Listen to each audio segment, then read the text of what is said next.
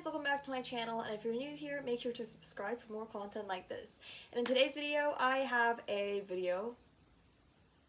Shocker, I know.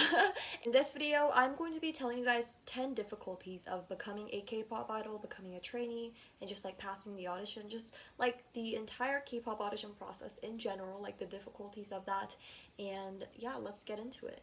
So the first thing is you have to be ready to practice every day, all day, and continue doing that with a tight, intense schedule. So this includes practicing your singing and dancing, practicing your Korean, practicing your second language, third language, whatever that may be. And along with that, you don't really get to sleep a lot, and you also have school. If you haven't graduated yet, you probably have to go to school along with your training as well. So all of that, you kind of have to consider it. You have to balance all of those things out.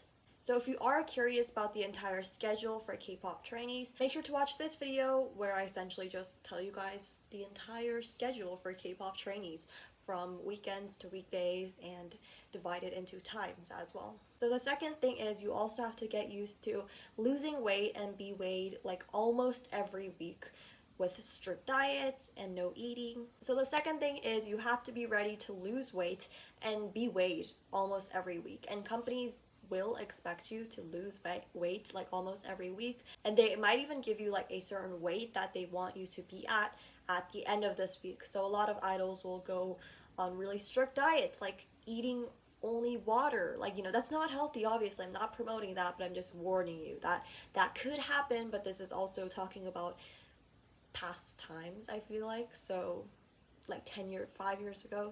So maybe it has changed, but maybe it hasn't. We don't know about that. So like I said, there are strict diets, so you have to refrain yourself from eating. I know it's difficult, but you have to. And so there's also that pressure of, I have to lose weight, I can't eat this because if I eat this, I'm going to gain weight. And I feel like that's kind of hard on your mentality as well, which we will talk about later on. And the next thing is homesickness, which is especially if you don't live somewhere that wasn't Korea. And even if you do, you still have homesickness because you're living apart from your parents. Especially if you're like young, you might not be used to that, and you have to get used to like being homesick, honestly, because you are going to miss your home. You are going to miss where you kind of have a normal life, I guess, with your parents, with your family, whatever, with your friends. And when you're a trainee, you really can't have time to meet your parents, to meet your family, to meet your friends. Only train, and the only people that you'll really see is your trainers and also fellow trainees. So like if you are okay with that, that's great, but if you aren't, that may be a little bit tough on you. And the next thing is have constant criticisms from trainers with no rewards or compliments. And a lot of ex-trainees or like just trainees in general complain how the trainers are really strict, which obviously is understandable because they're training to be an idol, which is a strict lifestyle, and they need that in order to improve. But these trainers honestly never give compliments or like, oh god, you did really good, I'm so glad you improved. Rather than that, they'll be like, okay, next week you have to be better. Or like they could also compare you to other trainees and be like, why can't you be like this trainee? If you saw like Idol Operation Drama Team, like the one where like Silky, Boombyeol, Yuat's in, then you'll probably see that, I guess. I recommend watching that actually. Drama Operation Team, I think is what it's called. And the next thing is every day is the same for years and years and years. And this also has to go with training for years and years and years and having to cope with that. So there honestly will be no variety in your days, I guess. A lot of the days are going to look very similar from one another because you're literally doing the same thing every day. And yeah, I will touch on that later on, but I'm just going to leave it at that. And number 6 is deal with people you might not want to deal. So in a company, there are going to be people you don't like. This could be trainers or even trainees. We already saw how a lot of group members don't get along with each other, and I don't really blame them for that because not everyone can like each other, and K-pop idols and trainees, I mean more so idols, are kind of pushed out to look like they're besties with one another when they really aren't, and they're literally co-workers if you think about it. Being an idol is their job, and they have to get along with their coworkers in order to get the job done. So that's kind of what we see a lot, I guess, and you kind of have to deal with it. And you can't choose who you want to be in a group with, or be like, oh, I don't really like this girl, can I be switched into another group? Like that just doesn't happen. You kind of have to deal with it. So that's that. And number 7 is you have to be okay with no dating. If you aren't dating right now, then great for you, you're already set. But if you are dating, you have to do it very, very secretly, or some companies just don't allow that at all.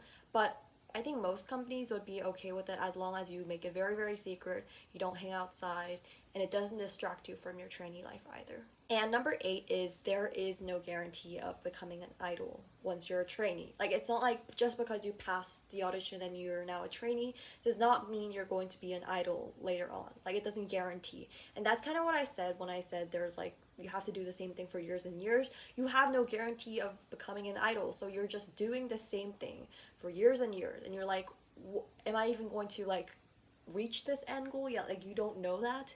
So I think that's what kind of makes it even harder. And there's a low chance of becoming an idol too. Say there are like 20 trainees, they can't all debut, right?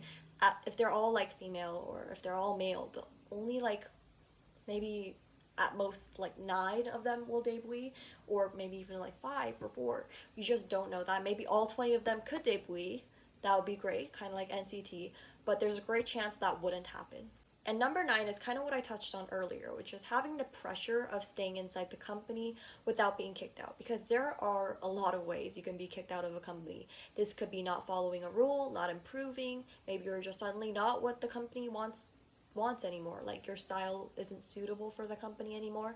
There are so many reasons why you could be kicked out, and that also gives you the pressure, because you're like, okay, I have to improve in order to stay for next month. Like, you know, you just have that constant pressure, and you also have to be perfect in a way, because you are you are planning on becoming an idol, so you have to act perfect, you have to be perfect constantly, and that can get tiring. And this is just like so many different things, but like facing insecurities, just lacking confidence because of the fact that, you know, you could be kicked out, just things like that. And the 10th one kind of wraps everything up, not in a very nice way, but it does wrap things up. And all of this leads to stress and mental health. And I feel like this is the reason why a lot of the trainees quit their dream or leave their company, because of all of the stress that they get from training. And this is honestly so understandable, because these trainees have to face all of these things, like not just this, like more things apart from this. And a lot of it is stressful, and it's going to impact your mental health in not that great of a way. I actually do have a video where I talk about mental health and how to kind of like overcome that for the meanwhile. So if you want to check that out, go check it out. It's a collab with TV. Anyway, that's kind of that. Those are the 10 warning. I keep saying warnings. I don't want to use that word, but like 10 things you need to be aware of if you want to become a K-pop idol, and just like a checklist of if you're ready to be a K-pop idol. And if you think this is something that you can face, then that's great for you. If it's not, then it might not be the best choice. But that's up to you if you want to audition or not. Some people are like, so do you think I should audition? And I'm like, I can't choose that for you. So that's kind of that. Thank you for watching this video. Make sure to subscribe for more K-pop audition and information, K-pop audition tips and information like this. Thank you for sticking to the end of this video. Comment this emoji if you made it until here. I'll see you guys next time. Bye. Shoot. Oh my goodness. This is what happens if you film like 3 videos in a row, which I most definitely did.